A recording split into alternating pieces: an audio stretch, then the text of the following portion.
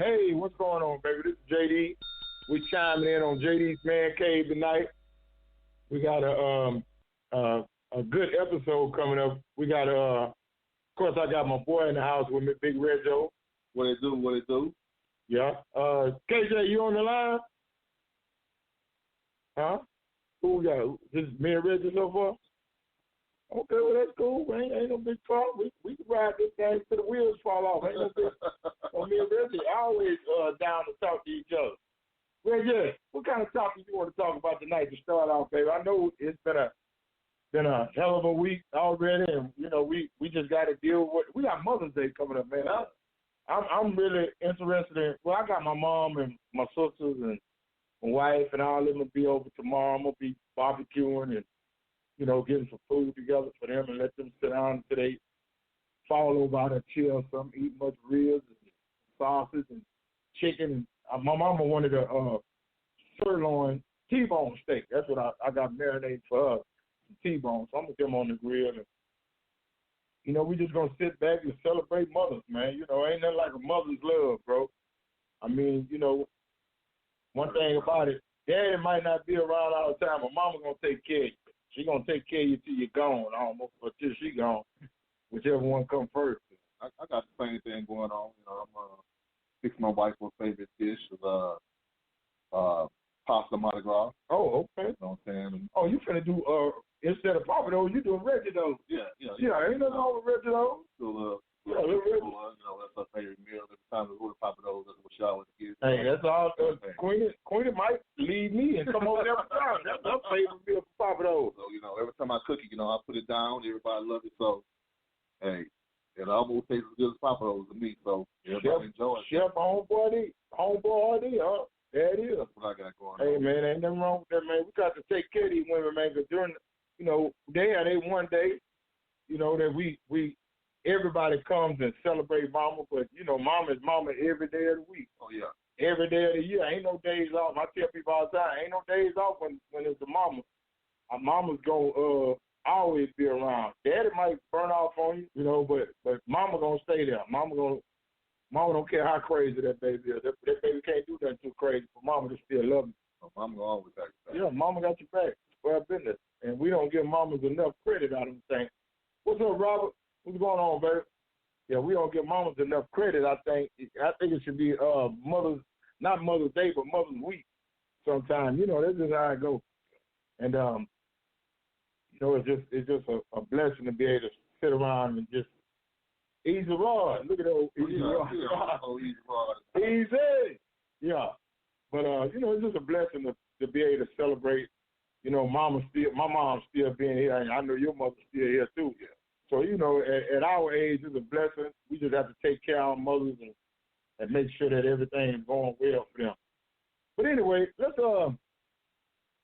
one thing I wanted to talk about tonight on the Man Cave is this situation that just occurred with this young man that they just arrested these 2 white guys. 3 months. Yeah, this happened on February 23rd. Man, that was my birthday. Yeah, I'm born on February 23rd, so it really messed me up. KJ, you on there watching? You supposed to be calling in, man. What you doing? Look at this clown here, man. I tell you, boy. Yeah, I don't know what circus we're gonna put him in. But anyway, somebody on the line. That must be KJ. I hope. KJ, hey. What's going on? Hey, Johnny, come later. What's the deal? What's happening, homeboy? You all right? Oh, yeah. What's happening? You all right? Posted up in there. Yeah. You posted up like a light pole. But, ain't no design. What I'm starting up with, KJ, tonight is that this murder, this heinous, I don't know what you got, hate crime. That's what I call it. I see you. Boy, you was reading my mind. Yeah, ain't nothing but a hate crime that happened, man. And look, the thing that killed me is that this happened on February 23rd of this year. And they just now arrested these cats this week. Now, the thing is, people don't understand something. Crimes like this happen all the time. Them white folks push it up under the rug. Oh, yeah. The criminal justice system in these towns push it up under the rug. Yeah. It's a good old boy mentality in all these little small. And this ain't a small town. This in Atlanta. Yeah. More day lynch. Exactly. That's all it was. They done ran this man down. Talking about he looked like a burglary suspect in the neighborhood, and then killed the man, shot him down unarmed. And it was self-defense? Yeah, and then hollered self-defense. Hey, man, look at it. Let me tell you something. These people that lost their damn mind, bro. That's all it is to it. Now, the thing is, black people come to find out about this, and I just don't think they raised enough stink about it, in Atlanta or anywhere. Yeah. And you have to understand something. The only reason that this is anything is being done about this is not because they had already seen the tape. Yeah. They had already seen the tape and hadn't done a damn thing. They only doing something because we seen the tape. Exactly. Yeah, they don't give a damn about it. They already knew it had happened. They knew exactly what had happened. They swept that under the rug. Yeah. But when we started acting a fool and saw the tape, when it leaked out and the public saw it, it was an outcry and they had to do something about it. So don't ever think that justice is being served. Because let me tell you something. This happened on February 23rd. Bro, it's May. Right now. It's May. Right. So February, March, and the beginning of May. Right. So that's 3 months later. Now all of a sudden you want to make an arrest? Hey. Yeah, that's wild, bro. The roles have been reversed. Right. Oh, he was. If they'd have ran a white boy down and shot him in the hood, they'd have arrested the whole damn hood. No, they'd had to bring 2 paddywhays over there. I'm going to tell you how the roles were reversed. You remember Shannon Brown that played in the NBA with the Lakers? Yeah. He's not too long ago retired, probably about 3, 4, probably right around the time Kobe retired, maybe a year too early. He had a house up for sale, and right. He was in the house. Doing some cleanup or whatever. It was after hours, so the viewing the house, the hours to view the house had already passed. He had no appointment for nobody to come view the house. A white couple driving by saw the house, came in the gate, went up to the house and went inside the house. He don't know who they are. It's nighttime. Right. He don't know who they are. He take his shotgun out and shoot a couple of shots at the ground to try to scare him off. Cops get called to the scene. They take him to jail instantly. What? This just happened last week. House. At his house. This just happened last week. Right. Not even last Friday, I want to say. No, Thursday. Yeah, this just happened last week. At his house. Ain't shot nobody, ain't killed nobody. He protecting his property. He don't know who these people are. He protecting his property. Didn't kill nobody. They took him to jail. Didn't even injure nobody. Sound like he didn't even injure nobody.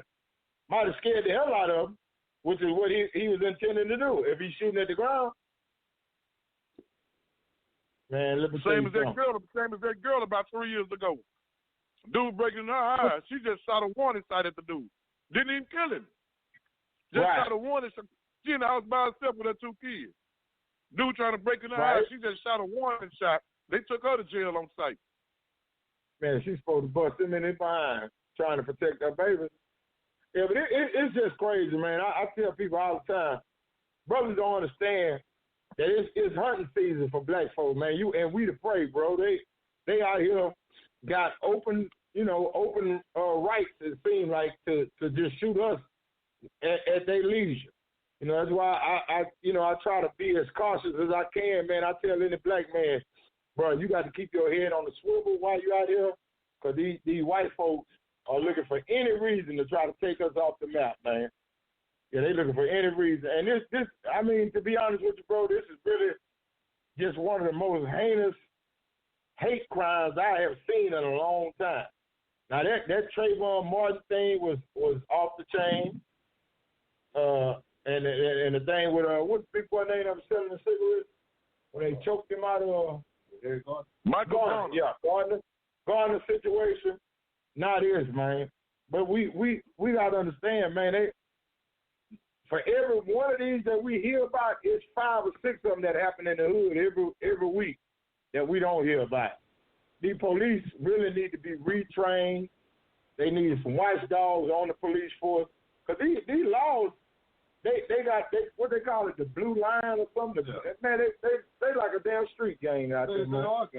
They ain't nothing but a damn street gang. The problem is they want us to tell. Right. They want you to snitch. Yeah. But they ain't doing no snitch. Not at all. Yeah, they see their partner acting a fool, doing something against the against the orders of the law, that something they're not supposed to be doing, against the rules and the regulations, and they keep it quiet. I ain't gonna say all laws like that. No, man, I've been in a situation where a law was messing with me. Right. He even put me in handcuffs. He was trying to provoke me. Oh, you think I'm scared of you? Because you big. I said, no, you said you were scared of me because I'm big. I never said nothing about it. Right. And his partners were standing on the sideline. They was like looking at him like shaking their head. They did come through and say, man, what's up, man? You need to take that man to handcuffs. You can let that go. Right. And this was just over a female because he liked the female that I was talking to. This is why I'm getting arrested. Yeah. Well, hey, man, so I'll tell you something about it. I tell people all the time. Some of them laws, them same cats that used to get beat up in high school. They used to get whooped in high school, and they ain't had no friends, no power. You know what I'm saying? They was the unpopular kids and all that. Now they got a badge and a gun, and all of a sudden they become a damn superhero.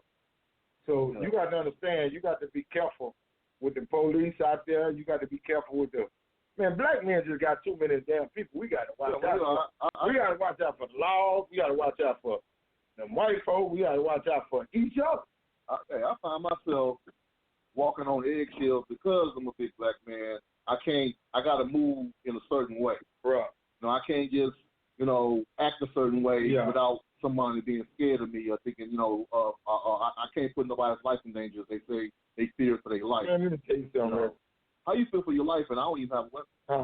You got the weapon. I ain't got a rock in my hand. I can't throw and hit a rock. I can't even throw a rock and hit you with. But you're scared. Let me tell you something, Rich. You know, and I know that we have to move in certain ways. Like you say, because of your size, my size, you have to move in certain ways. I don't even talk loud to the police, bro, when they pull me off. Man, look here, I'm no sir, yes sir, and I'm just as low for it. And what they say, use your inside for it. Because if you get too damn loud, they get scared. Yeah. KJ, you know too, you ain't no little bit of trouble. From personal experience, we got pulled over together. Oh my God. You know what I'm saying? In my truck. I hear you. And look, KJ, let me tell you a story about me and Reggie one night. We leaving the club. It's about 2:30 in the morning. Now, neither one of us had been drinking, so we weren't drunk. Now, we Steve say, Steve. Yeah. No, I'm trying to catch up with Steve. Steve, tell Steve to text Steve and tell him to go on the. All you gotta do is text partner 478-654. Okay, 50. If you're on the line, the number is 347-826-9424. Baby, that's like the number you gave me earlier. I remember that 9424. And I'll make sure you hit one. Yeah, and then hit one so you can come on the line, Steve. But yeah, so we leaving the club one night, KJ, and we in Reggie pickup truck. He had an old school Chevy. Old school Chevy he had. So we riding, and the police pull us over. We ain't tripping. We got seatbelts on, everything. So we get pulled over. Odell said we breaking up, but okay, Odell, thank you for the input, brother. So we get pulled over, KJ, and me and Reggie just sitting there. Reggie driving, I'm on the passenger side. Bro, when I tell you we sit there for about 30 minutes, 30 to 35 minutes with the lights just behind us, right? We waiting on the lawman to come walk up and get the license, license, registration, and insurance. Yeah. Bro, about 35, 40 minutes later or so, the dude walk up, and he asked Reggie for his paperwork and all that. Reggie give it to him. Bro, they asked us to step out the vehicle. When I tell you it's about 5 or 6 carloads of laws behind us for a traffic stop, the dude said it's the little young white boy that okay. They for some reason, maybe they saying that the audio is breaking up real bad on the phone. I don't. No, it's not. Oh, you can hear it? Yeah, crystal clear. Okay, maybe it's the Facebook Live. But anyway, Kate. Crystal clear. I'm listening to it right now. Okay. All right. Well, whatever. So they pull us out the car. Like I said, about 5, 6 carloads of loud behind us. The dude say, "Hey man, y'all was sitting in that truck shoulder to shoulder. I didn't know what to expect when I came up here." Look at this man that called every law in the area, brother. Yeah, he didn't call every police officer that was available in the area. And man, I said, bro, you ain't got to worry about nothing between me and us. We ain't trying to have. Look, this is just a routine traffic stop, and he ain't even been drinking tonight. So we laughed afterwards. What did he say? What did he say he pulled John out the car for? If it was just a traffic stop. He pulled us over for the hell of it, because it was late at night, and he seen us ride. That's the only. He really never told us what the hell he pulled us over for. And I still don't know you what riding he pulled dirty? us out. Huh? Was you riding What'd dirty? you say? No. I just want to know where you riding dirty. No, Bobby, no. Do you have to be riding dirty is my question. We had a we was riding dirty. We was black. We had a DWB, driving while black. That was the damn charge. That's what they were supposed to take us to jail for. But after we got through laughing at the little white boy, he went on to let us go, and we went on home. Well, yeah, he probably figured on the law averages one of y'all had a warrant. Right. Well, he was wrong as hell. Thank the Lord. We went on home. But yeah, man, we got pulled over for DWB. That was it. But like I say, man, I really think that a lot of these officers that are dealing with these day-to-day traffic stops turn into foolishness because they are undertrained and they're afraid as hell. They're scared. Why did you become a police officer if you was gonna be out in the street scared? That's my question. Yeah, you could have look, bro. You could have went and got your office job somewhere where they don't do nothing but throw a paper clip at your ass. But out in the streets, they gonna shoot back. They got some brothers out there make you put that little pea shooter, they give you up. These boys got some guns out in these streets. I don't know how you scared and you one got the weapon and you have a drone. Exactly, you the first one to the drum, and you scared to death. And all I got is my hand, an empty hand, and you shooting at me. So these cats, they need to retrain them, find a better way to evaluate them. Because like I said, a lot of them are these same cats that got beat up in school and teased and all that, so they got a complex already. We don't have no damn business out there in these streets with these guns. Some of them shoot their own damn self sometimes, scared behind. Yeah, hey, look here. Get them cats look, they won't even say all the time they need to be retrained. It ain't training, it's a mindset. That's their mentality. Yeah, hopefully they do the same. Like I said, they need to do a psychological evaluation of these cats, man. Well, some of them ain't got the mentality to be out there on the streets with guns. Well, what can you not do? They don't. I mean, you sit in your house, eat ice cream, you get killed. You jogging, you get killed. You were a little kid, 12 years old, playing with a toy gun, you get killed. Right. You know what I'm saying? You can't do nothing. You get pulled over for a traffic stop. You got anything. If you reach for your wallet, you get killed. You tell the officer you got a license to carry a gun, you get killed. Yeah. I mean, what are you supposed to do? What you tell your kids, your son, especially your son? Just to show you how they're going to change the laws again, y'all know them rednecks up in Michigan, up there at the state capitol with their guns and assault rifles protesting the lockdown, right? Yeah, for like the past 3 weeks, give or take. Right. It's this black female lawyer that worked at the Capitol building. He's been getting harassed here and there by some of the protesters. So the next day she went to, I want to say this was Wednesday or Thursday when she went to work. She reported to work with 10 brothers that had license to carry, and they had their assault rifles out there. They escorted her to work, and they hung out in front of the Capitol for about 20 minutes to make sure she was okay. All of a sudden, now the governor of Michigan want to start saying we need to change the laws about having the guns on Capitol grounds. It's going to cause a problem. But you wasn't saying that when the white boys was doing it, though. Right. Exactly. Well, you got to think. Well, you got to think back what happened in California, man, with Huey P. Newton stormed the Capitol. Exact same thing. When Ronald Reagan was there. I was just going to say that. And they changed the laws. Exactly. Hey man, let me tell you something. The game is rigged, brother, and we start playing by their same rules. They re-rig it. If that's a damn word, they re-rig the game. They figure they got it figured out until we figure it out too, and then they like, hey, wait a minute, we got to change that because they done figured that out. I tell you what, YouTube is full of videos of white boys walking down the street with their assault rifle, exercising their Second Amendment, and then you have a brother who does the exact same thing along the exact same street, and he getting pulled over and guns drawn. Now the white boy, they come up on him calmly. Excuse me, sir. May we inquire as to why you're walking with your with this assault rifle. Is it loaded? They ask all the questions. Is it loaded? Do you have a license? May we see your license? Yada yada. Sure, no problem. This dude walking down the street, same rifle. Brother walk down the street, but he got cornrows. Walking down the street. Right. Here comes 3 or 4 cars. They're stopping about almost half a block away. They're giving commands, weapons drawn, for him to lay down, face down, push the gun away, interlock his hands. I'm like, same street, same exact weapon. As a matter of fact, two dudes did it at the same time. There's one white boy said he gonna do it first. He went down the street, and then the light skinned brother went down the exact same street about maybe 10-15 minutes later. Totally different exchange. Exchange.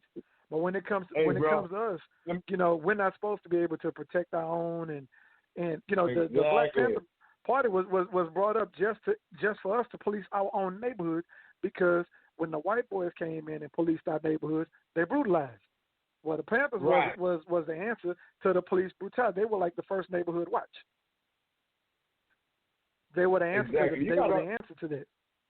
I tell people all the time, man, and it's a crying shame, but I don't think things gonna ever change. I mean, I hate to have that type of attitude, but man, it's gonna be hard for things. We've been going through this, man, since we got off the slave ship, of being treated differently because our skin color. I tell people all the time, your skin is your sin. You ain't done nothing wrong but showed up black. And that's to be honest with you, with a lot of these white folks and a lot of these laws and stuff, that's enough to make you not equal. You're not equal because you don't look like them. And we have to understand. I think it's all psychological. It's all psychological. I mean, think about it. The slaves that they took from Africa, man, they didn't go in there just taking anybody. They took the architects. They took the people who could work. They took the biggest of those big brothers, the big hands. They were the ones who did the lifting the most and laboring. physically fit looking, all of it, that's all the genetics, the superior genetics got over here. That's who they brought over. Exactly. And so you think about it. when they came up with the with how to control the slaves, you know, I forget the name of that doggone book because I got it at home. Lynch, the Lynch letters. Yeah, the Willie Lynch law.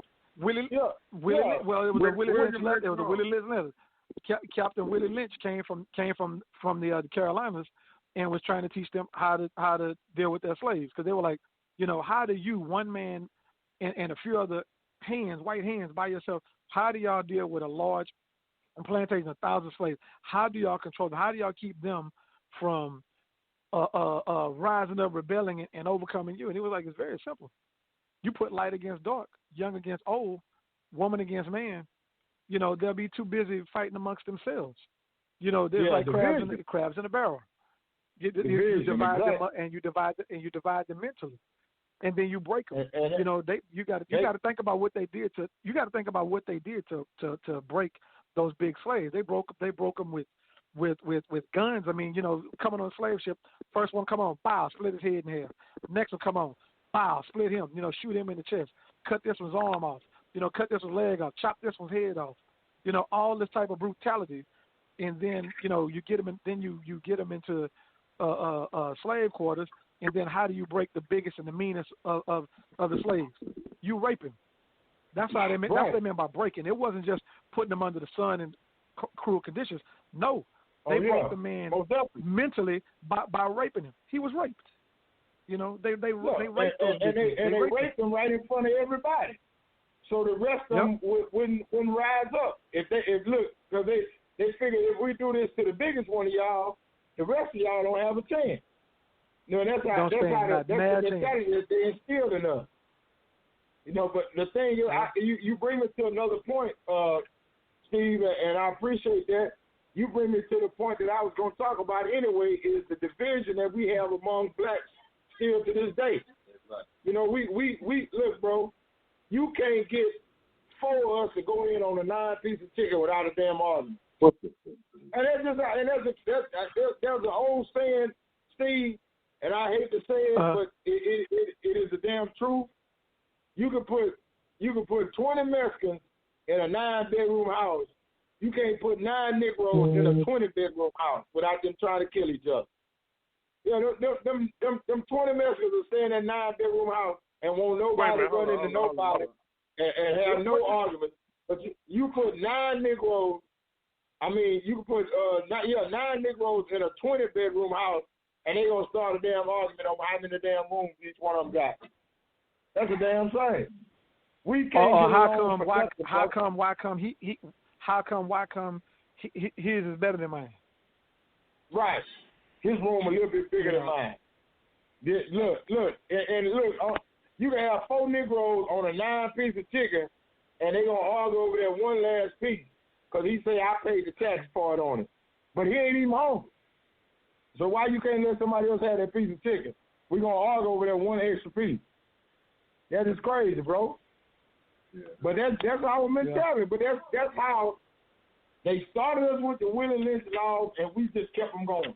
We kept the division up, and we still keeping it up to this day. We as brothers, black folks, we don't like to do business with each other.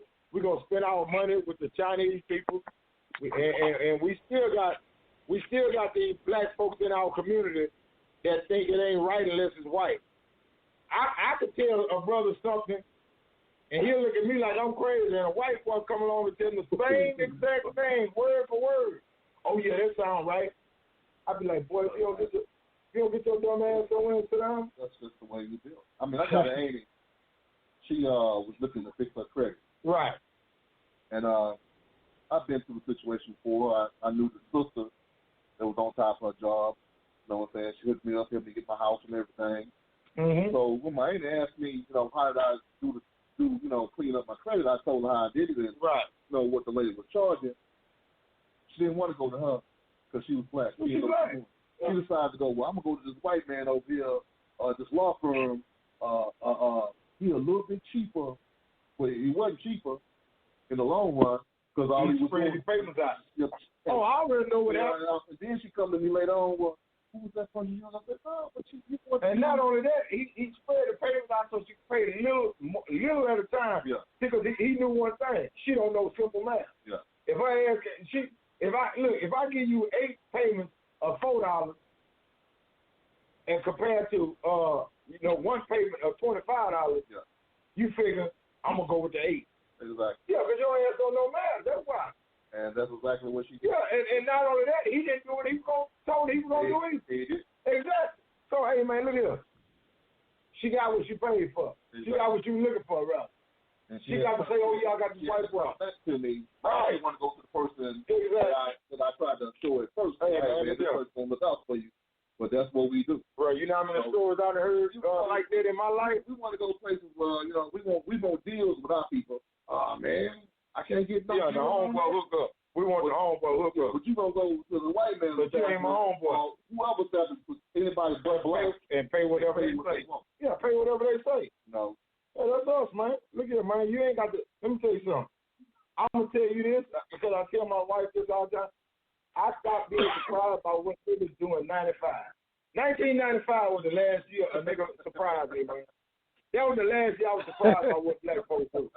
Niggas ain't been able to surprise me since 1995.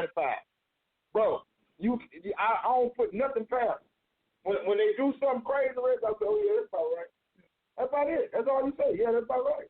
Because let me tell you something. 95, hey, 95, what was that, OJ? Yeah, somewhere around there. Yeah. But let me tell you something about us, Steve.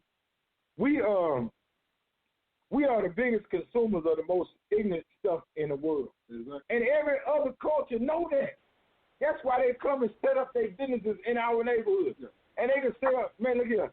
They can sell used trash bags. You going to run out and get one because we ain't got none. Used trash bags. They'll dump the trash out in your face and take the bag. And we going to buy it. Man, that's a good bag. We were holding that stuff. Nigga, you could have bought new bags. We talk about, we claiming our community and doing the things we do as far as, buying from each other. Right. But we can't do that because the first thing they do when the white man move out the neighborhood to another neighborhood, we want to follow him. We follow him on out there to that neighborhood. Right.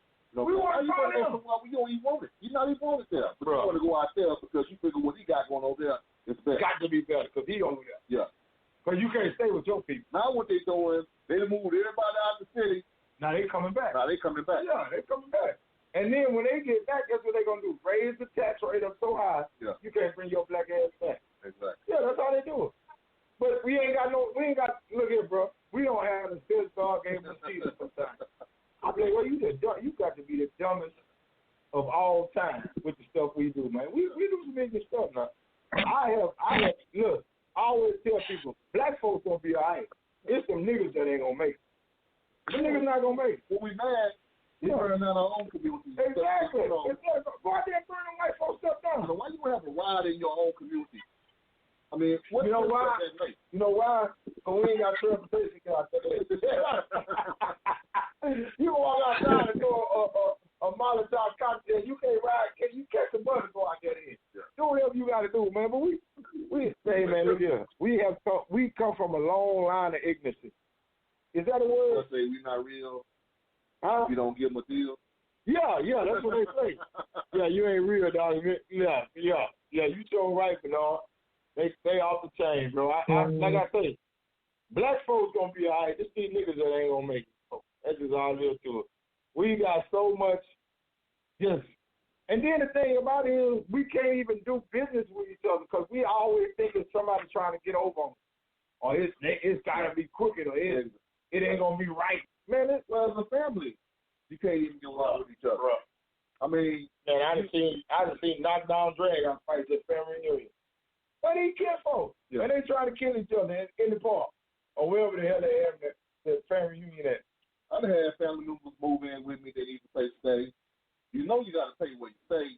Hey, they come up, hey, man, we're going to give you this such a month. But then when they start giving you the money, they start coming to excuses why they can't give you the money. Yeah, sure. If I'm going to give you this much, I might as well get my own place. Well, go get your own place in. What you have for? And then you get out there and realize it was more than what you thought it was. Exactly. When you should have stayed your black behind with your parents They help them do it. Help them out. Everybody helping each other, but we can't. Bro, let me tell you something. I used to go to these, you know, we used to be in the movie business. We go to a white family's house. All their kids allowed to be there. But all them kids are contributing to the house. And they stay in a house big enough that they damn near don't even know each other there. Yeah, if black people came together and did that, they could get them same kind of house.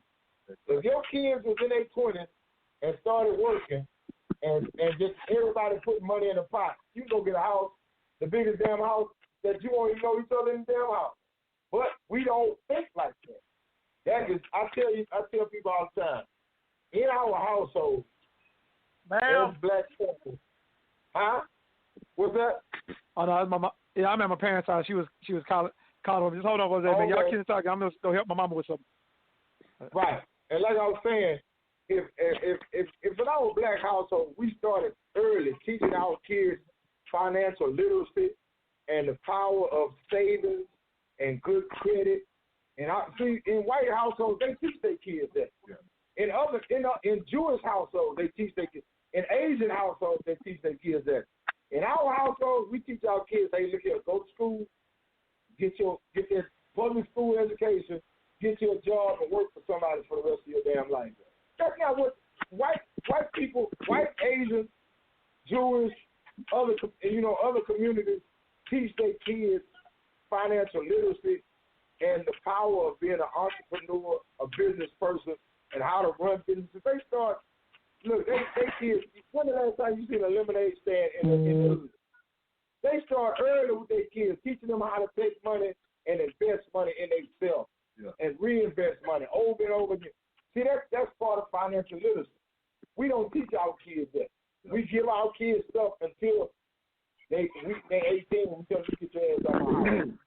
And they really ain't ready. They ain't ready for the world. That's why the world, when they go out there, the world whoop their behind. Because they don't really know how to function. They don't even know the power of money. They don't understand that money ain't nothing but a tool. Yeah. That's all it is. It's a tool to get what you need. But see, we think of money. Our kids, as soon as they get money, they spend money. Yeah, you got so many black folks live check to check is ridiculous. You got black families who don't have enough savings. If they lost their job this week, they have to be evicted next week. Just that fast. No kind of savings in the bank, no kind of credit, no kind of financial literacy. They don't understand savings. They don't understand none of that. All they know is, I got to go to work this week. And the thing about a job is, I tell people this, whatever job you got, I don't care if you make $15 an hour, $17, whatever you make an hour. Whatever you make an hour, the company you work for is making 3 times that hour for each hour that you work. That's the only way they can pay you that much. Because they got to pay you, they got to pay the company, then they got to pay themselves. Yeah. You see what I'm saying? So it's got to be 3 times that much just for it to make sense for you to make that much money. But see, we don't look at it like that. But I learned that when I was working for that company and doing their paperwork and saw how much they were charging for my black ass. That's what I learned. I said, wait a damn minute, I don't make nowhere near. I make about a third of this. Yeah. I understood why. I started researching. Charging for the truck. Exactly. Yeah. After I started researching it, I was like, okay. They might not even be a supervisor, but they got you listed on paperwork as a supervisor. Exactly. They can charge more for you. Charge more money for you. And you're not going to get nowhere near that wage that you're supposed to be getting. But, man, that's just, like I said, we as black people need to get out, get in our own households. And I put the onus of the charge, rather, on the black father, the black man in the household. We got to take control of our community, our households first. Yeah. Let's take control and respond. Now, don't just go in there bossing everybody around now. That's not what I'm talking about. That's not taking control. What I really mean is take responsibility for your household first. Yeah.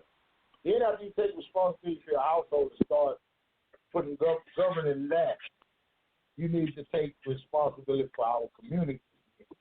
Because so many times in our community, I'm going back in the day, the black men on our street, Herschelwood, where I grew up, the black men on that street were like the police.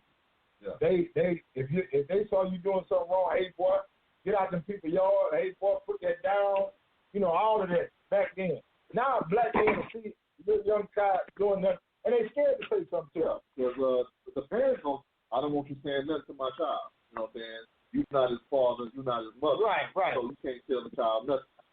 But see, that's the community's weakness, man. That's the community weakness, and we gotta get back to where black folks took care of black folks. You know what I'm saying? We need to get away from that. Because I mean, I understand, you know, that ain't my son, but he is a man, and I'm trying to teach him how to be a man. You know, and if I'm a man and I'm trying to tell him something, then let that be.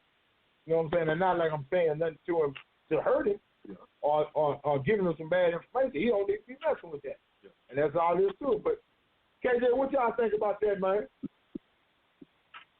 I mean, I hear what you're saying.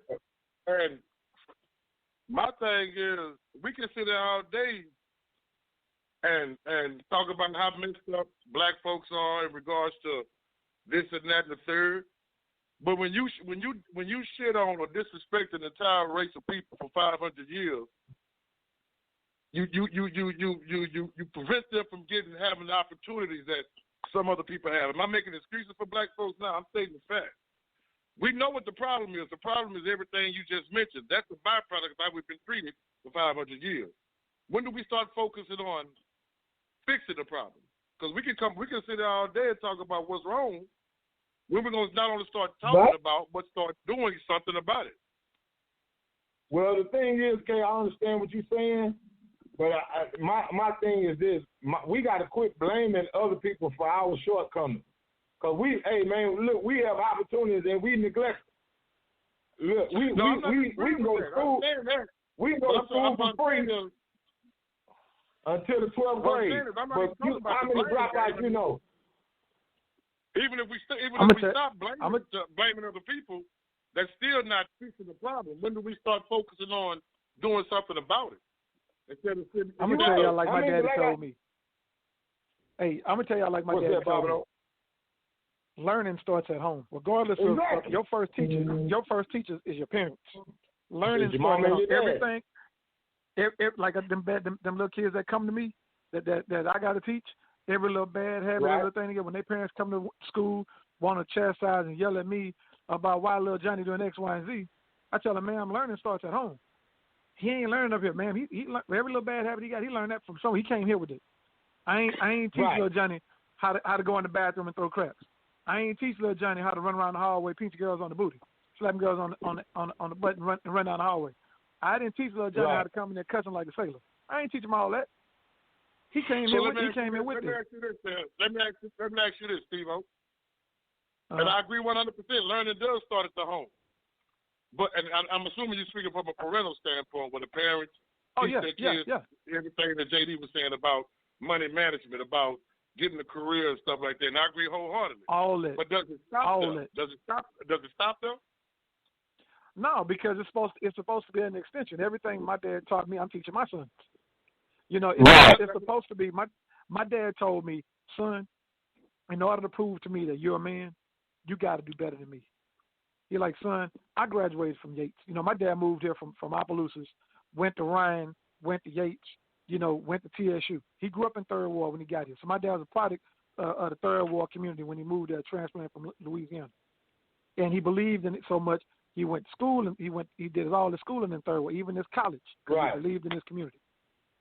You know, he had great men to teach him that. Coach Pat Patterson, the guy they named the relays after. You know, Coach Morris.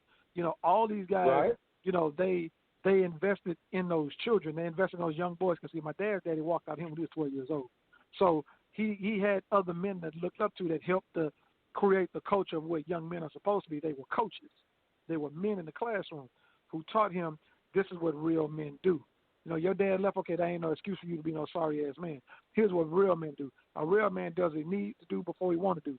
Now, you want to go outside and play, but you need to go home. You need to wash these dishes. You need to put your clothes up. You need to take the trash out. A man does what he needs to do before he want to do. And that lesson my dad transcended, he put up on me as being the oldest child, and he put it on my brothers, and I put that on my children. Hey, man. But now, hold on, Steve-O. What you just said is exactly what I'm talking about. That man wasn't your dad's father, was he? No, it was just coaches. But there were men in his life who instilled valuable lessons in him that he took with him. But the point that I'm making is That wasn't that man. Your dad wasn't that man's child. So his teaching, his schooling, his tutelage, stay at home. We have that obligation to teach at home first. But he took it outside of the home. He extended his obligation, and that's the point that I'm trying to make. When do we extend the knowledge that we have and the understanding that we have past the front door? Well, because we do have obligations. Let me answer that. Let me answer. Part of the thing is, man, part of it, bro, we cannot continue to be punk ass parents. We can't sit up here and be scared of everything and everybody. You know, that's what I would go to. I would walk from Thomas Middle School right across the street to the barbershop with JD and them, and I catch my students outside doing whatever. I say, hey man, put that up. Oh, coach, man, we not at school. Say, man, I don't give a damn where. I don't give a damn where you at. You out here with other children and adults, man. Stop all that goddamn cussing. You cussing, grown ass man with a capital GRUH. Capital GRUH. I'm grown. I pay taxes. So next I'm gonna bust you across your head. And then how was just playing? I wasn't, because I'm gonna say what I mean. I mean what I say. I'm gonna have to stand on it, because you gonna have to see that I'm a stand up nigga regardless of where I'm at. But you gonna respect. That's right. Exactly. But then not only that, I had to learn too when I have to deal with the thugs. I also had to make sure too that I wasn't out there taking their nuts in front of their people, because then that causes a problem. So I still got to make sure I come at them a certain way when I say something. I still got to make sure that his G not being checked by me or anybody else around him. So he still handles his same respect, but he gives me the respect as just being his elder and his teacher. But let me explain something too, Steve. Let me explain something too, man. The thing that y'all talking about, y'all both are right about what y'all saying, and I understand what you're saying, KJ, and I understand what you're saying too, Steve. Because Steve, I take your commentary differently, because you are a educator, you are a teacher. You see so many different classes of kids over and over, one after the other. So I know Steve is versed in what he's talking about. But let me tell you what the big problem is that we're not talking about, Steve and KJ both. The big problem is there is no more discipline at those households. These kids come out of those households with no discipline. They come out of there willy-nilly. They have no respect for older people, for any type of authority, because they don't get no authority at their house. A lot of these kids come from households. I did answer that. When I said we can't be. When I said we got to stop being. There it is. That's it. You got to be able to say what you mean and mean what you say. And let a kid know, hey man, I bust your ass wherever you at. You know, if you show up, you dealing with an animal that come out of a household where they raising themselves. You know what I'm saying? A lot of these kids are raising themselves. Their parents ain't doing a damn thing with them. Ain't paying no attention to them. They tired of their behind. They send them to school over-medicated or under-medicated, whichever way, because they don't want to deal with them. So you have to understand that you're dealing with a completely different type of animal than the people who had to deal with us are dealing with. You know what I'm saying? Because we came from a household where discipline was at our house first. Because I know I was scared of my dad until he died. You know what I'm saying? And that was like 3 years ago. So look, my daddy told me a long time ago, you're going to be scared of me first. That's the first thing I want you to do, is be scared of me. Because with fear came respect. See, and a lot of these kids ain't got no respect for nobody. They ain't got no fear, nothing. They ain't got no kind of respect. And they don't have no type of discipline in them households. Like you said, Steve, these punk parents raising these kids to be just as crazy as hell. Well, you know. But then that comes with the respect in the classroom, in and outside the classroom. You know, I see my kids all over. You know, even other day on Facebook, where I put up, hey, as an educator, if I've ever, as a counselor, if I ever counseled you, taught you, coached you, whatever, just hit me up with something. Right. Let me know where you're. And you got on my face. You saw the responses. Oh yeah. I know you looked them. You saw it because I was gonna be the same person I was with them and around them. I knew that I had to make sure I gave them respect too. That because I knew at home. Right. Sometimes they had to do the adulting. Mama gone. They get home. Mama gone in the street Mama smoking, mama doing. I had a kid, man. He whooped his mama ass in the front office because she was smoking up his dope. She came to school to get him, and his dope was short, and she whooped up on him. We found the dope in his bag. We pulled it out. He like, nah, I had more than that. So I'm like, hey, dog, this we pulled out of your bag. And his mama was up there. She was kind of high. He reached across the desk and started jumping on his mama because she was dipping in his dope. Right. Now, how your child gonna respect you if you're not worthy of the respect? I'm 47 years old. I've smoked, I've drank, I've done all kinds of. My children have never seen it. My children have never even seen me with a beer. And I got alcohol at the house. I just picked up the new Ciroc summer watermelon. They ain't seen me crack nothing. I swear to God, my children don't watch me drink, watch me smoke. They don't do that because I don't put it in their face. Let me tell you the difference. In our generation, I was 30-something years. Now, don't think my mama didn't know I drank beer and all that, but I was 30-something years old before my mama actually saw me with a beer can in my hand. She had never seen me drink before. She knew I drank because she didn't see me come home drunk.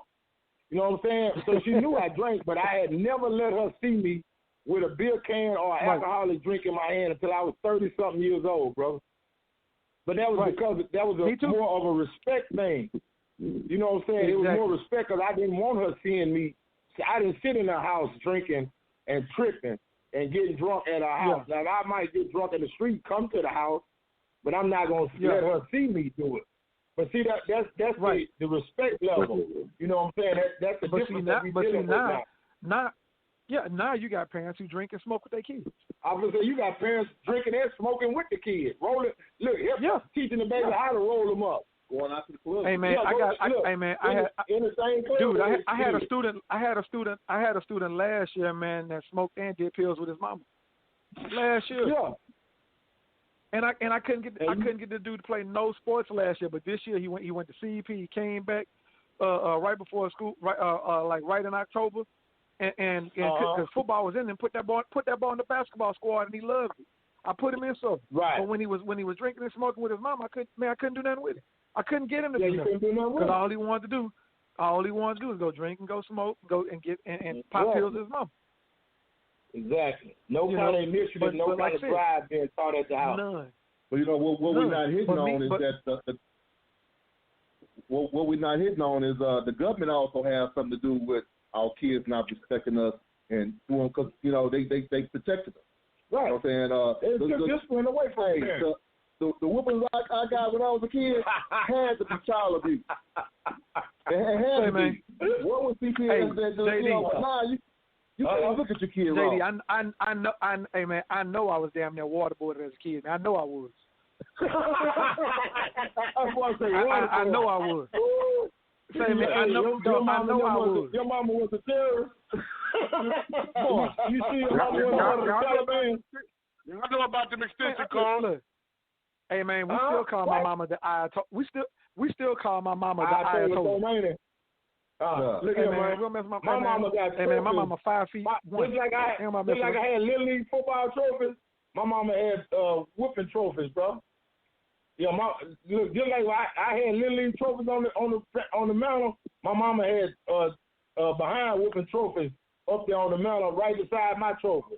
So I know my mama. Hey, my mama was a enforcer, brother. Look, my mama had a mean backhand. Yeah. Even when I thought I was out of reach. Yeah, you was. I was in reach. Yeah, you was in reach. So right now, like I said, kids know they can call CPS on you, and they can tell somebody, and everybody's involved in what you're doing with your child. Right. But then when your child is out there breaking the law and doing this, your fault. Right. Because you can't handle your child. They won't let you handle your child. Hey, JD. I thought a boomerang was a mythical weapon until my mama bent her slipper and threw it at me. And it went back to her.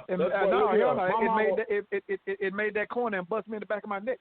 Exactly. My mama will rattle your chops from anywhere, wherever you at. I done seen my mama slap my sister so hard, slobber come out there. I said, Lord, I don't want none of that. Look, I ain't have to get one. I'm good. I'm going to sit down and be quiet. And I know Didi was a damn fool. Look, look, my sisters, I used to be one to tell, hey, look, just shut up, be quiet. Both of them had to have the last word. Sometimes the last word came with swole lip in my house. Yeah, you can have the last word before I had the last slap too. Yeah, mama wasn't no joke, brother. I was scared of that little show later. I'm still scared of her right now to this day. I can be truth be told. They took corporal punishment out of school. You know, yeah. Parents used to go up to school and whoop your ass right there at the schoolhouse. And leave and go back to work. Now they've been out. Hey. And look here.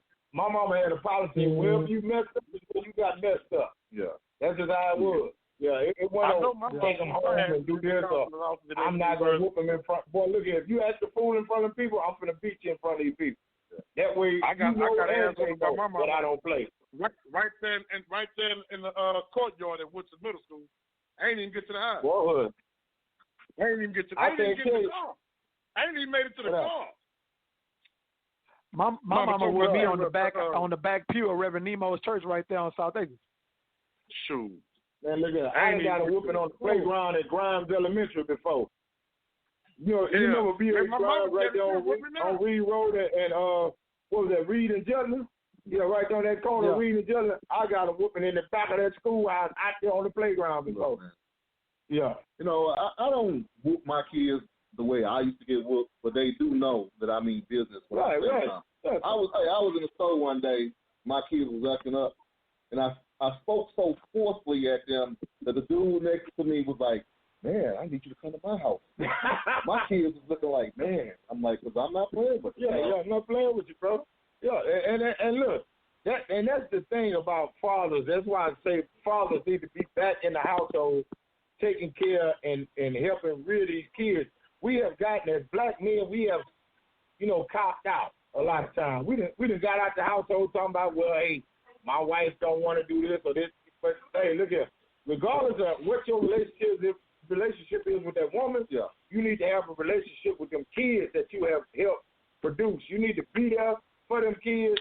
Whatever you got to do, be there for them babies, man. Because the thing about it, daddy's roar is a lot different from mama's roar. Mama might, just like in the jungle, a female lion roar, everybody hears. But when a male lion roar, everybody look around like, wait a minute, what was that? You know what I'm saying? But that's what we have to get back to, the presence of the man being in the household and helping raise these kids. I think that will deter a lot of this foolishness that we deal with this younger generation. Because daddy done got away. JD. I think also sometimes it's not good for you to be in the household. Right. But you can't. And that's the point I was gonna make. What you're saying, you don't necessarily have to be in the house.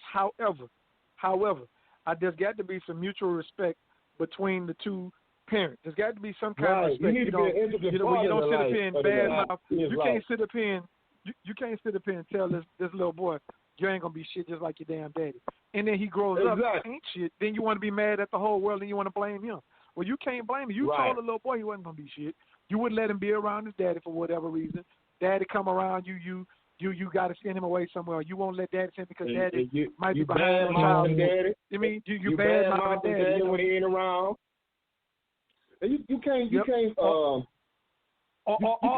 here's the one. JD, here's the one. You know what I'm saying? That's the problem. JD, what's that? Here's the one right here. When daddy when mom and daddy split up, then daddy moved on. Now daddy got him a new woman. That'd be a real problem. No, she better not do it. She better not do my baby's hair. I don't want to hear my baby's head. That's when it gets real. She buying clothes for the little girl, or the little boy, and she don't want it, or she ain't have no damn right taking my son getting his hair cut.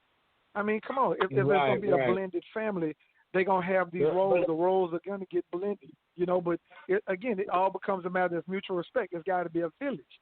It takes a village to raise a child. Right. And if in the village, go ahead. The thing is that we sometimes deal with matters out of our own pain, not being concerned about the child's welfare. We more concerned about the fact that, okay, he found him another woman. He ain't with me no more, so he ain't going to have nothing to do with my baby. That ain't hurt. That's hurting that baby. That ain't hurting him. You know what I'm saying? It's both ways. Yeah, but you're right. I'm going to say it's both sides. Don't get me wrong. You ain't with her, so no, you ain't with the child. Yeah, exactly. That's how we do it, you know. But we have to be more cognitive of the decisions we make in order to govern the children that we have brought into this world. A lot of times we abandon it, like the father will abandon, like you say, or the mother will make it where the father don't have no say-so or no, no time he can spend with the child because she mad at him. Yeah. Or he mad at her, so he's not coming around. That ain't how it's supposed to be, bro. We got to, like I said, we have to first take responsibility for the household that we've created. Now, if you, when I say a household, wherever you left a baby at, that's a household that you create. You know what I'm saying? Whether you stay somewhere else, and you might not have a key to that household, but you have a right to be in that household, and you have to have a presence in that household because you left a seed at that household. Yeah. But see, it has to come from the point where the man has to make the decision that I'm going to be in my child's life, and the woman also got to say, hey, I'm going to let him be in this child's life for the betterment of the child. Even though she hurt his hell, broke down his hell, she mad because every time she see him, he's smiling. Yeah. But I tell people all the time, you remember how you say this? The worst thing you can do to a woman that you broke up with is next time she see you, you be smiling and happy. She is upset, bro. She don't want you happy. She don't want you smiling. She wants you broke down and hurt just like she is. Yeah. Yeah, but that's we have to get past that. Huh? Exactly. This is the man cave. This ain't the queen of cave. Nobody asking for your input. But you're right, though. We, men and women both. All right, JD. From the same syndrome. Hey, JD. JD, don't get put out of a happy home, bro. Don't get put out of a happy home. Hey, man. hey, let me tell you something about me, Steve.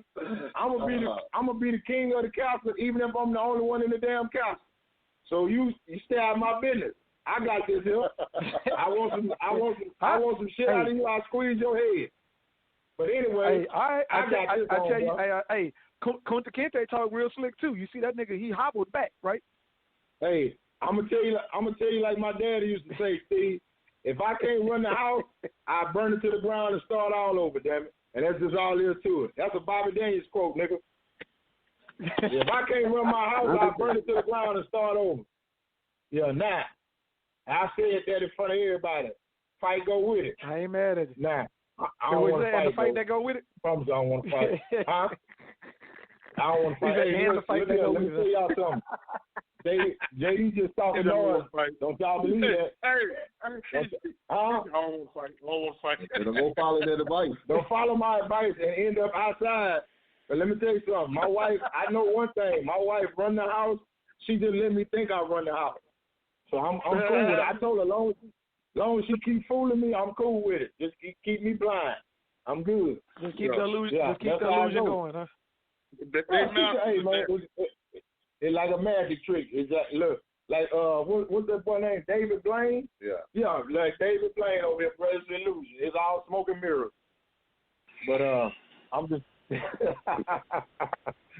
but man, we gotta get back to the mentality where we do as black people, men and women, both in broken homes and broken relationships. We got to understand that we need to do what's best for them children. Yeah. Don't quit being selfish and holding out and you got we all go through if we've ever had a relationship that's failed or whatever, where the woman will use the child as a pawn, the man will use the child as a bargaining tool. So it's give and take on both ends, but the main focus needs to be on these children and getting them lined up and headed in the right direction. So we got too many broken homes out there, too many failed relationships, too many children that have gotten, neglected and living in chaos because of these broken homes and the decisions that their parents have made. But you got to understand something. These kids did not ask to come into this world. Yeah. And once you bring a child in this world, it's your responsibility to take care of them first, make sure they fed and they eat and got everything they need. But it's also a responsibility to teach these kids what they need to know to become so they can contribute. Become positive, contributing adults. And too many times, like I said, you in these households, I've seen it all the time. These kids, like I used to tell my sister, I don't know what the hell you're gonna be when them kids get through raising. When them kids get through raising, because you ain't doing nothing to raise them. You know, that was when she was real young, but now she full fledged. Yeah. But you know that's another concept that we need to talk about is these young parents having these kids. You got a mama who's 14 years older than the baby.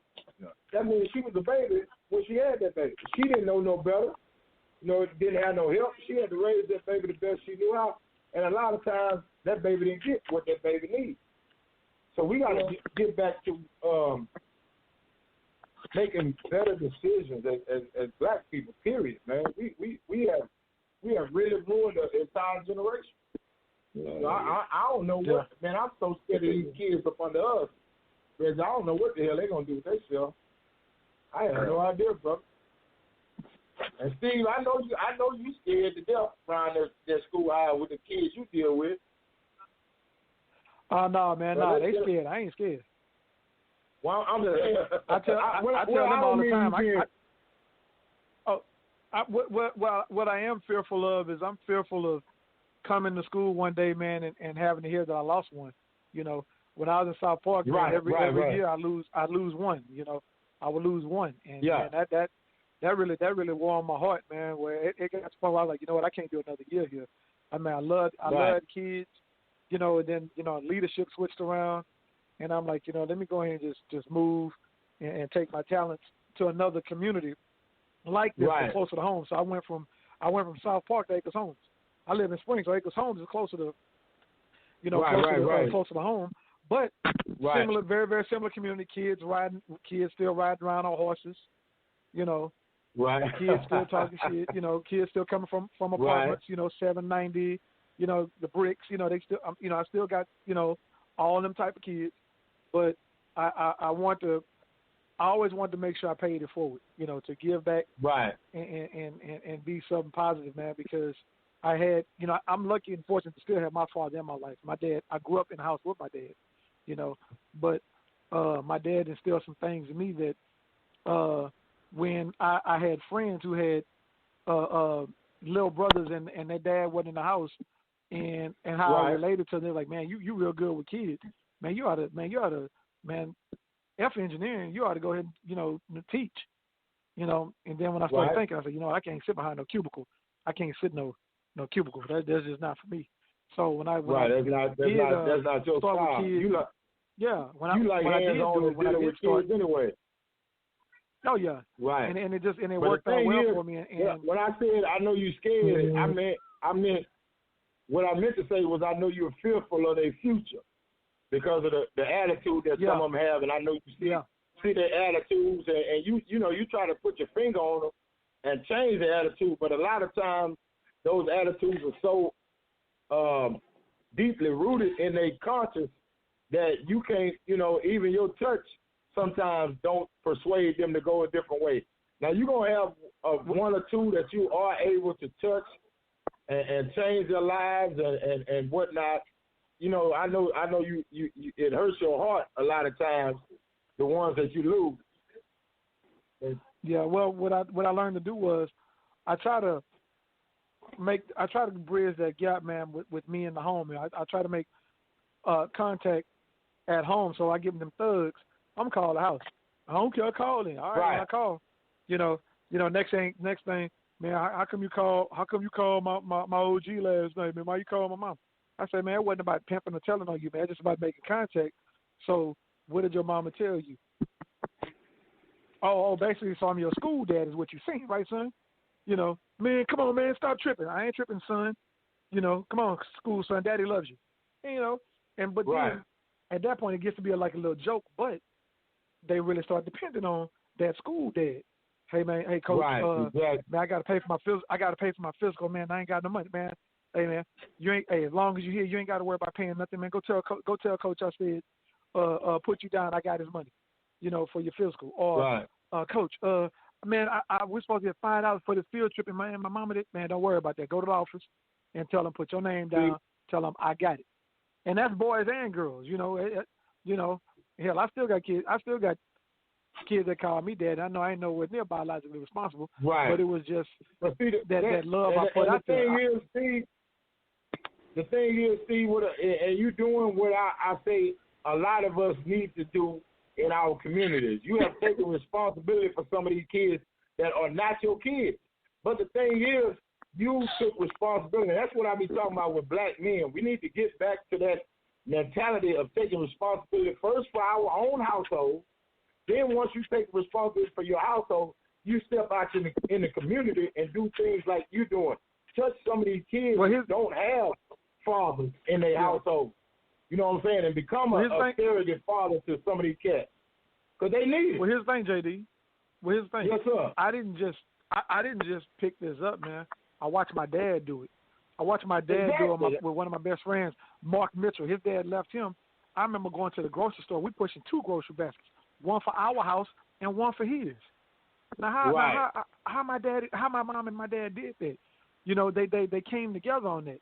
My dad like, hey, we got to make sure we help out Mark.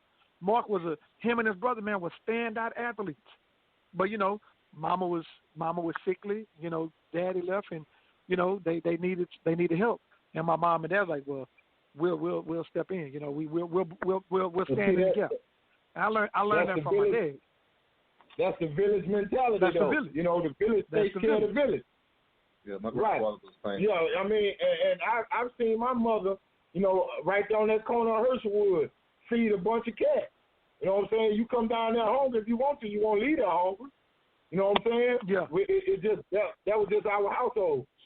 Like I said, look, let me tell you something, Steve. I never forget the fact that, because my daddy was a truck driver. You know what I'm saying?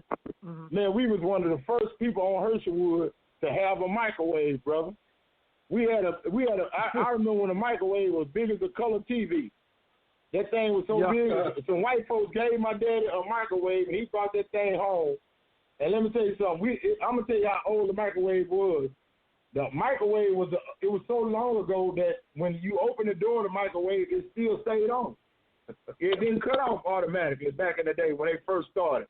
And I don't know if y'all remember, but I'm telling you, a microwave was big as a 27-inch color TV. That thing was huge and heavy. Oh yeah. But we had one. Yeah. And brothers would come down to our house and bring hot dogs and stuff like that, just so they can watch look through the window and watch the microwave cook the hot dogs. Yeah. And we would take hot dogs out of our refrigerator and stuff like that and just put it in some water and watch. But that I'm just saying it was that type of mentality. And the fact that we, I came from a household where we had daddy and mama in there. So we had a little more than some people. Yeah. You know what I'm saying? But my mama was never one that she didn't help the neighborhood. You know what I'm saying? We want not to help other people. We learned that because we watched our parents do the same thing. So that's why I say we got to get back to the village-type mentality when it comes to our black community. Else we're going to keep on having these tragedies. We're going to lose kids. It falls through the cracks. We're going to steady have a high crime rate. We're going to have a high, what they call jail turnover rate. Yeah. All that. We're going to have all that in our community until I personally think that it is up to the black man. The black woman been doing it by herself so long, and it ain't been working right. So I think the key is for the black man to step back into the equation, put himself back in the equation, and let's try to see if it'll work that way. Because it used to work in the 60s. Early, the 50s, the 60s, all that, man, it worked. Because it was a 2-parent household, and the kids was raised right. Nowadays, with that single mother, man, it's nothing but destruction coming out them households, bro. It also goes back to the government again. Well, you let the woman get on housing, but the man can't stay with you. Exactly. I mean, it's a lot of not making those excuses, It's a lot of dynamics. What it is. Yeah, it's a lot of different dynamics. Things we could touch on, Right. Remember that show back in the day? Was it Caroline? Claudine. Yeah, Claudine, one of my favorite movies. When they come over, you have to hide the iron. Come on, man. They couldn't have certain stuff. Oh, believe me, the government designed it. Well, let me tell you something. Back in the 60s, they knew back then the black household was too powerful. Yeah. They knew it was too powerful. Too much organization in the black household back then. So they knew the best thing they could do was take the black man out of the household and destroy the family. They knew that. And the systematic way that they did it was, first thing they did was disenfranchisement. Yeah, exactly. First thing they did, Steve, first thing they started doing was taking a wood shop, plumbing, electrical, all that out of public schools. Because they knew that if a man learned how to do that, if a man knew how to work with his hands, he could make a living wage and take care of a household. So they had to take that out of here first. Second thing they did was make it illegal for you to stay at the house. They started hiring the black woman and not hiring the black man. Because, see, what they did was they knew that if the black woman made more money than the black man, then he was no longer economically valuable to that household. Yeah. So with that being, him no longer being economically valued, that took away his authority in the house. And with no authority, ain't no man gonna stay. Yeah. Yeah. If he didn't disrespect you at his house over and over again, because look, you ain't the breadwinner no more. So black women started feeling like I don't need him. Yeah. Not understanding that that's gonna hurt them babies. You need him to help you raise them kids. Yeah. You don't need him just because of his money. But that's part of the big problem that happened in the 60s.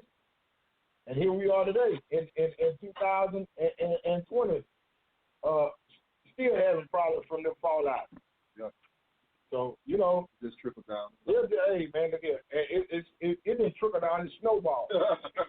and when it rolled down the damn hill, that ball got bigger and bigger till it knocked the whole damn house down. Yeah, it snowballed. It didn't just trickle down. Pete trickled down. But snowball come rolling hard. Yeah. But how much time we got left, Miss Queen? 11 minutes. Okay. Well, look, KJ, you got something you want to talk about this week, brother? No, my main thing was that dude that got killed in Georgia. You hit that off the bat. Yeah. I thought, that you want me to tell you why I hit that? I hit that out the back, and that burned me up, brother. Let me tell you something. Yeah. And the thing about it is, the thing that burned me up the most about it, KJ, is that it happened in February. We just heard about it this past week. Yeah. And the only reason I'm telling you we heard about it down here in Texas is because it leaked in Atlanta. And the only reason they did anything about it is because it leaked. If it had never leaked out and got to the public like it did, them white boys still be walking around just like they've been walking since February 23rd. Nothing happened. They have never been arrested. Because the older guy involved in the situation, he used to be an investigator for that county. Now, right. He's well respected in that county, and the district attorney put her oath of upholding the law aside and decided to not charge him with anything, hoping it would just go away. The good old boy mentality, brother. I told you. That's what I said about it. Hold on. When he started picking up steam, she tried to pass it off to another DA in another county. That DA didn't want to do nothing with it. They brought it back to that county, and she tried to make it seem, and she basically tried to say, well, look, I can't try it because the DA in the other county didn't try it because the DA in the other county's son works in the same office that he's retired. Basically, a bunch of white folks trying their best to avoid having to charge this man. Well, the dude that took the video was actually with them, with the two white boys that did. He wasn't with them when they shot him, but he was part of the group that was going after the brother. Right. He released the video. He leaked the video out. He said he leaked the video out because he thought the video would clear their name because you can't. He thought on the video, he was basically trying to say on the video it looked like the black dude ran up on them, which obviously he didn't. This dude is running. He's running the long way around the truck. They jammed him up. What man with sense would run up on two men with a gun? Right. Man, well, hey, Reg. It's just a classic example of the rules not playing for us because you let that have been JD, KJ, and Reggie, and we shot a white dude that was jogging, talking about we tried to detain him because he looked like somebody. Right. He looked like a suspect. We would be in jail, no bond, and as soon as they can get our ass in that jury, we lied not made the court. Execution chamber, they gonna do it. We live but not making the court, brother. I know y'all have seen that I started a support group for them niggas trying to raise money for their legal fees. Oh yeah, right. Yeah. I saw that. It's George Zimmerman all over. Hey, let me explain something, KJ. This case we talking about, at least five of these happen every week that we don't hear about, brother. Did y'all? Hey, Steve, I saw you post on Facebook about the brother who got killed the other day. On the side of the road, where the lawman said that he ran up on him and snatched his taser and he shot it. He a damn lie.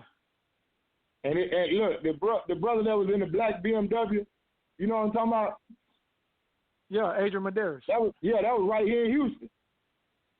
Yeah. Yeah, the lawman say that he when his car broke down or something, Steve. I don't know. It didn't say if it broke down. I just said that he, yeah. Yeah, his car was, anyway, I think he was having a car trouble and the lawman pulled up on it. And some kind of way it got into a confrontation. That's what the lawman said. But his family say he wasn't even that type of guy. Yeah. Everybody say that. Right. But they say he got into a confrontational situation with the lawman, and the lawman say he pulled his taser. That the brother grabbed his taser off his side from him. Yeah. So he say he feared for his life because the guy had the taser, and he say that's why he unloaded his gun on. He fired his service weapon and killed the brother. Why would he grab the taser and not the gun? I mean, was the dude on drugs or something? Was he mentally ill? I mean, I'm not gonna grab the taser, bro. I'm trying to do something. Now, see, the thing I told you, you think exactly like me. If I'm trying to get a weapon, I'm not going to grab your taser. I'm going for that gun. Yeah. If I'm trying to do something to you, I'm not going to grab your taser first. Sometimes common sense is just common sense. Hey, man, common sense ain't that common, though. Let's talk about that part. Let me tell you something about holsters. There's no way he could have grabbed that taser from the front and pulled it. The only way to draw that, he had to have been behind him to draw on that weapon from him. You can't just pull it forward out of that. Exactly. You can't draw it forward out that holster. Let alone if he got that close to him to grab it. If you got that close enough to me to grab it, then he'd have been shot point blank with the gun. Exactly. Because if you that close to me, and you grab that gun. If I grab my servicer, they're taught to grab that. I've watched them qualify at the range how they do a quick draw. They grab and they pull it and they shoot from the hip. Exactly. If that is the case, if that guy grabbed his taser, then he should have shot him from the hip. So that means a belly to center mass shot.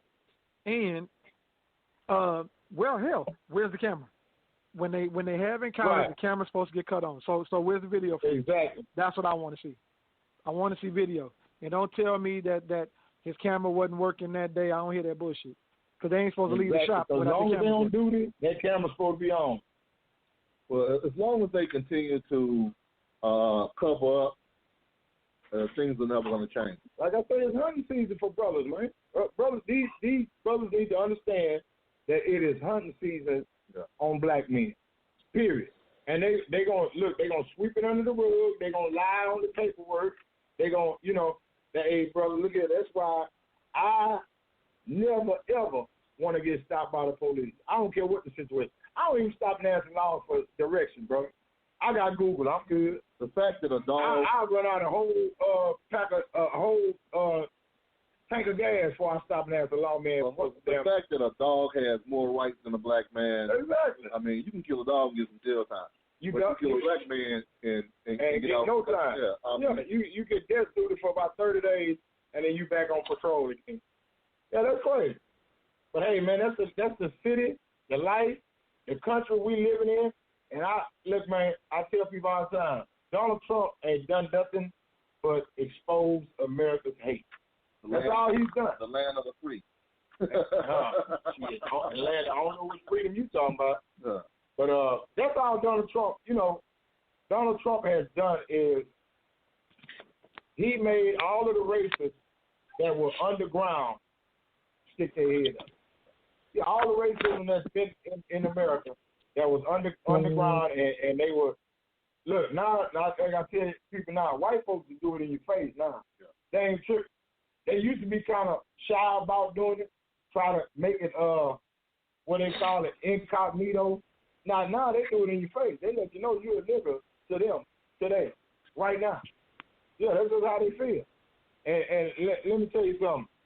I ain't saying all white people are bad, because if all white people were bad, we'd still be slaves right now today. I'd be talking to you on this show from a plantation. But since I'm not, there were some white people who helped us along the way, but don't ever think that racism is not alive and well in the United States, brother. And we see episode after episode of it, and again, it gets swept under the rug. It gets, it gets whitewashed. That's the only thing I say. It gets whitewashed. In the words of Muhammad Ali, if you see a whole bunch of snakes coming towards you, exactly. Are you gonna take the time to figure out which one is the good snake and which one is the bad snake? Or you just gonna keep them all away from? You know what I'm saying? It's like that sometimes. I hate to say it, but it's true. No, it's true. I got some white people I'm cool with. Exactly. But it is what it is. I'm gonna tell you how. Let me tell you about me and white people. I treat them accordingly. Yeah. And what I mean by that is I give you a chance to show me who you are. If you show me that you're racist, even that little hint of racism, that little kiki, that laugh, man, look here, I know how you feel for real, white boy. And once you show me that, I'm done fooling with you. Yeah. Now I ain't got no white friends. I ain't got no white friends. Yeah. I got some white people I know. I got some white people I speak to, but I ain't got no white friends. I just don't trust them like that. That's just me. I mean, and I grew up around. I went to middle school with a bunch of them. Yeah, you got 500 years. You got 500 years against messed up. Middle school. Huh? What you say? I said we got 500 reasons to not trust. Exactly. You better know it. But anyway, hey fellas, look here. I want to thank y'all for coming on the show tonight, man. We had a wonderful conversation. Like I said, these are the conversations that black men need to sit around and have with one another, and maybe we can start getting some things straightened out, man. So again, Steve-O, I appreciate you, brother. Appreciate it. Reverend KJ. Already. Reverend KJ, appreciate you, brother. Even though you were late, that's all right. But love you anyway, bro. But yeah, see y'all next week. And Big Rich, I appreciate you coming in, man, and sitting around with me and chopping it up. So again, this is JD on JD's Mancave. We'll see y'all again next week. Next Saturday, 7 o'clock. We'll be back here taking care of our business around here. Black men, let's start taking responsibility for what we started, what we created, and let's get our communities back, man. Start today. Thank y'all. Appreciate it. Already.